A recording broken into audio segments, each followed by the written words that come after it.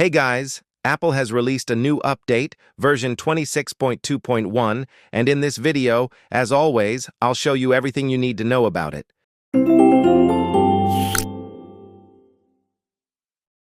In addition to 26.2.1 for iPhone, iPad, and Apple Watch, Apple has also released updates for iOS and iPads 18, 16, 15, and yes, you see correctly, even version 12. Instead, Apple has now released version 26.2.1 and introduced a new AirTag version.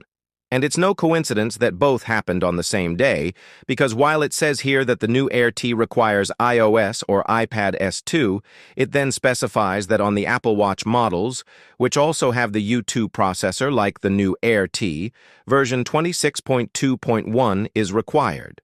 While elsewhere it says that the new AirTag requires an iPhone with at least 26.2.1, while for some reason the iPad is listed as at least 26.1.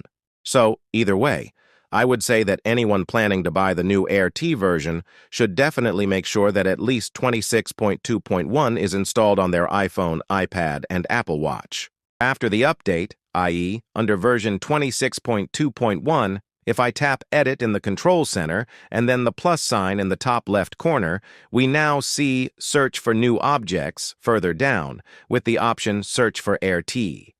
What's new is that with the new AirTag version, on Apple Watch models that also have the U2 chip, i.e., Up Series 9 or Ultra 2, you can also use the precise search directly on the Apple Watch.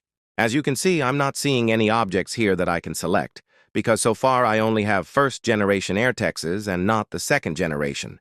Once the new version is available, I can certainly show you in more detail. However, this update not only addresses support for the new AirTag generation, but also includes bug fixes, as Apple states. At around 704.6 MB at least here on my 16 Pro Max, the update isn't exactly small.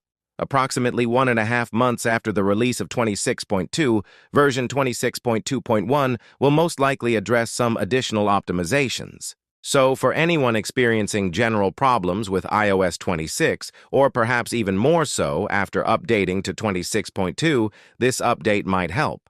However, major bug fixes or optimizations should typically occur primarily with version 26.3. At least that's what we're used to from these somewhat larger updates. The update is also listed on Apple's page for security updates or closed security vulnerabilities. However, it states here that the update does not contain any published CVE entries, since security updates from Apple are not even mentioned here, which is usually always included.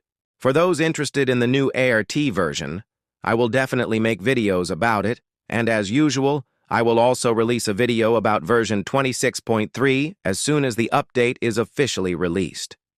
What is your current experience with iOS 26, and has anything noticeably improved for you, especially after the update to 26.2.1? Feel free to write it in the comments, and if you haven't subscribed yet but want to stay up to date with my future videos, then please subscribe to my channel.